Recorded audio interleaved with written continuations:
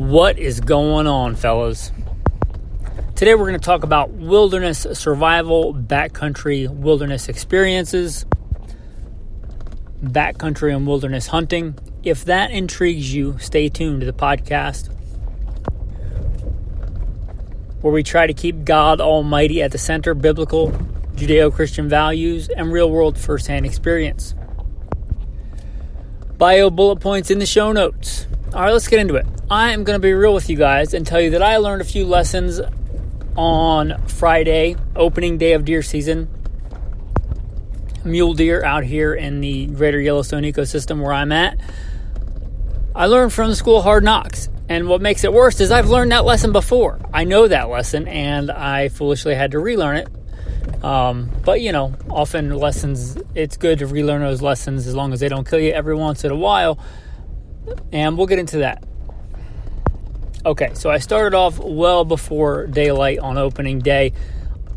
I wanted to really get a deer behind the house. By behind the house, I mean that the back of my house adjoins public land, of which there's 2 million acres in that one chunk of national forest, over 2 million acres, and that joins a bunch of other different national forests and wilderness areas. So I really wanted to do that behind the house because by God's grace, we got a house this year, stopped our nomadic existence that I've been on for quite a while. Our pressed pause on it, that's up to God. But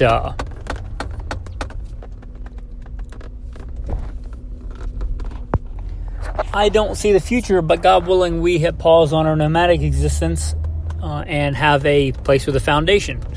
So that's the wife and I and the Ridgebacks, if you're not familiar with myself and family. And I really wanted to get one behind the house. By that I mean that 2 million acres where I could walk behind the house. And I thought, I don't really know where the deer are going to be. I've done some scouting, but I don't know. It was cold in the morning. It was going to be an unusually warm day for October. And I started behind the house. Almost immediately, I saw 3 does. Now, that was going to be a good day. So I slowed down a little bit, and I glassed, because often where you see a few deer, there's probably more that you don't see. But I looked and looked. At first, I saw 1, and then 2, and then 3 was the most that I saw of does. And I followed them for a while, watched them for a while, hoping that there would be a buck nearby. Now, we're not in the rut. I've heard elk bugling, but I have not had any indication that the deer anywhere near in the rut. They probably won't be until next month. But I thought, there might be a buck following them. But nothing. Didn't see anything. And I went ahead and pushed those does away because I had to get by that area to access the area where I was going. And I can't shoot does legally here. It's a buck-only unit and a buck-only tag. I didn't draw any special tags this year, over-the-counter tag. So I pushed past those guys and those girls, those does. And I pushed past them and kept going. And that was probably, I saw them, it was probably at 9 a.m. or before. And I went, and I actually had a map with me this time. There's a fence on this land, and I thought that fence was private property. But I looked on the map, and it's not even close. There's like a large swath of land behind there that's a good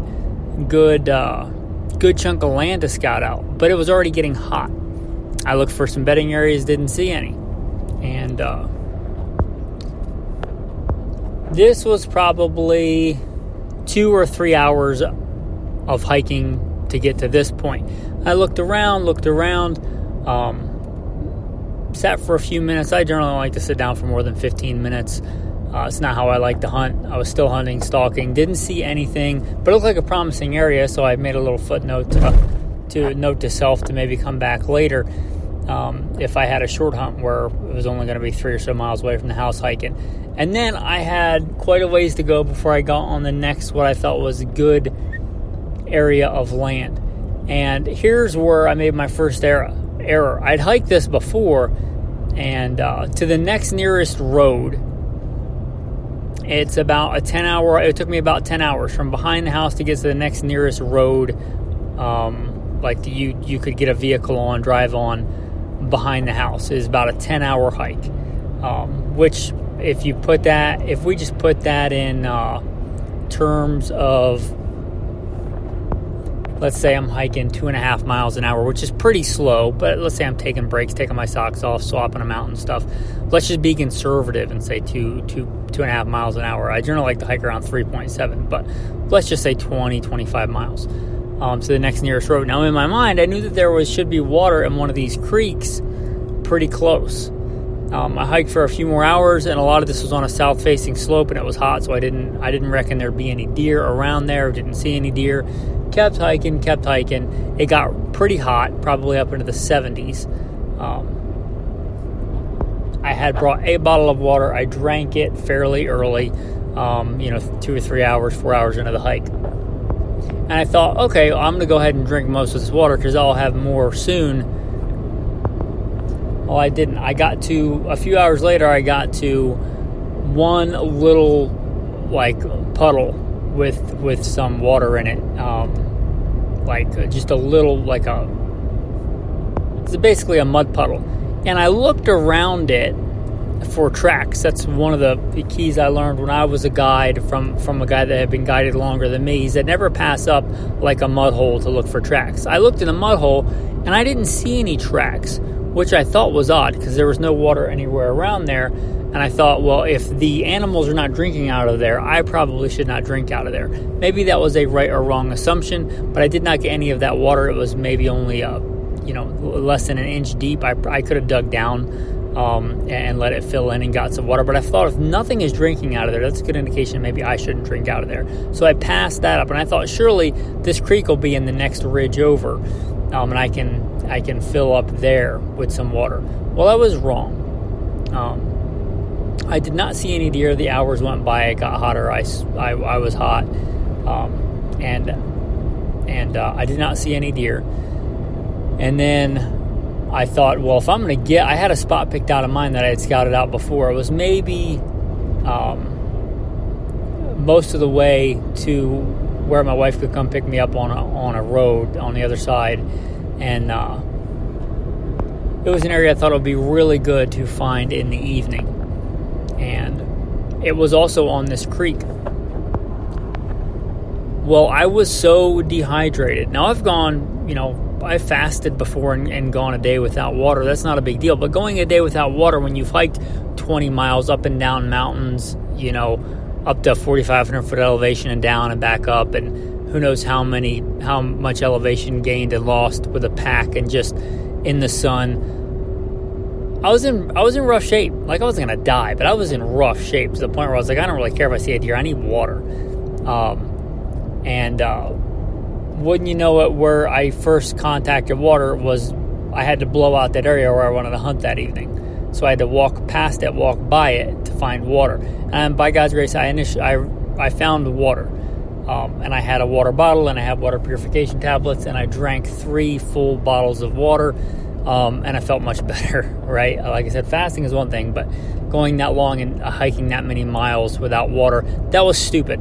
I should have just brought more water. In my head, it was a short distance from behind the house to that creek. In reality, I left at, let's say, between 6 and 7 a.m. I got to that creek at around 5 p.m. That's a lot of hiking with 1 bottle of water. I almost didn't take the bottle of water.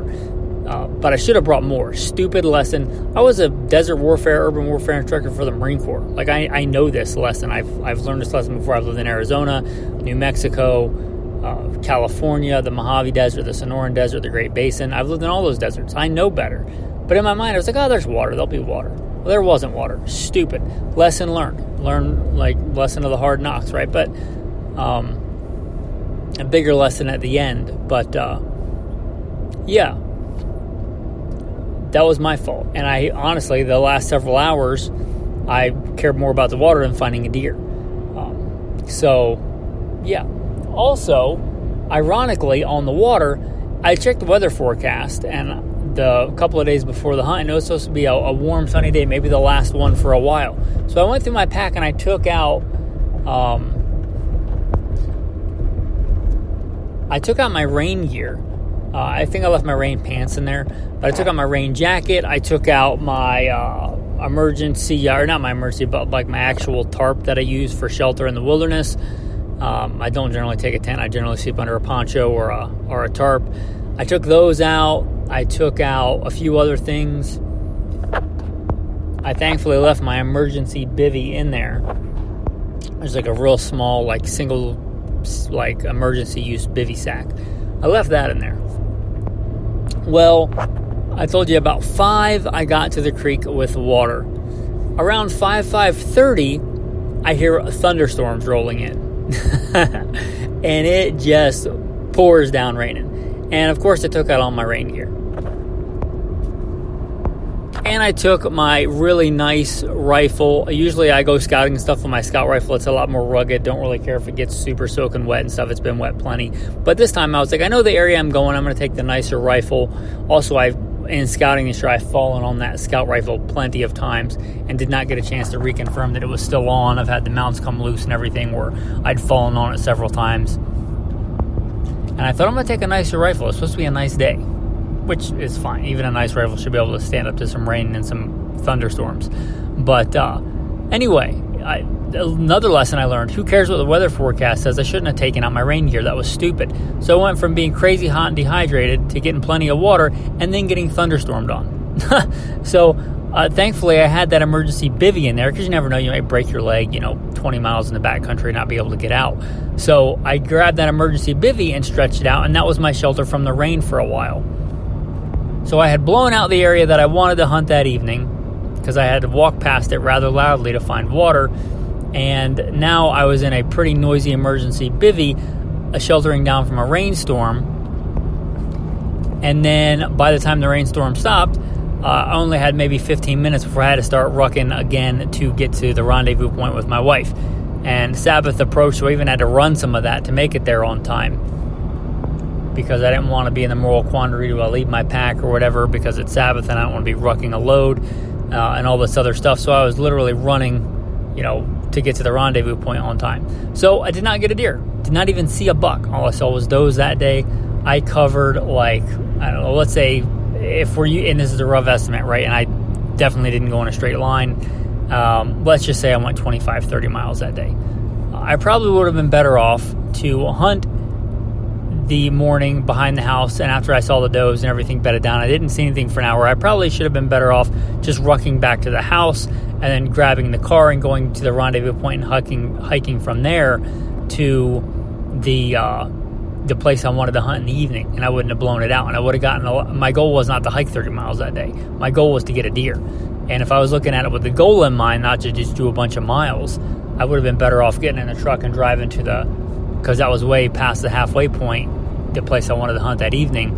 And I would have had water, and I could have gotten a drink and taken a break during the day and recorded an episode for you guys. And then, went and hunted that area in the evening. And I might have had better success. But lessons learned. I don't want to sugarcoat it. That's what happened. The greater overarching lesson, as I know from past experience, is that God provides. God didn't let me die, right? He gave me water. I wouldn't have died anyway for a couple of days without water. But man, I was hurting. But God provides. He did get me to the creek. And at first areas I expected to find water, because it had rained the week before. There was still no water in that creek. I had to go quite a ways down that creek, which is why it was 5 p.m. till I found water. But God provides. That's the major overarching lesson. And although I did not get a deer, still a great day in the wilderness. Still got to see some beautiful things. I found a elk kill, a dead elk, whether it was wolf, mountain lion, shot and not found by a hunter or something, I don't know. But found an elk that had been dead a while, a decent rack, I think 5 on one side. I'm not sure about the other side. It had been dead a while. Didn't touch it. Didn't want to ruck out the skull with the antlers, because I don't generally keep antlers anyway, and I had a long way to go, and I was hoping to get a deer. But it was way back in there, maybe around the halfway point. But that was pretty cool. And again, just a great day in the wilderness. So I'm blessed to have it, blessed to have that time, away from screens and the grid and civilization. It is a great day in the wilderness. And lessons learned, and by God's grace, I'll get to do some more wilderness adventures soon. Anyway, those are a little bit of after-action report, a little bit of events that happened on the opening day of hunting season. Hopefully you guys are getting out there and getting after it if or when your season opens. Put some meat on the table for the family. Enjoy God's beautiful creation. Your tactical verse of the day: He makes my feet like the feet of a deer. He sets me on high places. He teaches my hands to make war so that my arms can bend a bow of bronze. Thanks for listening, and have a blessed day.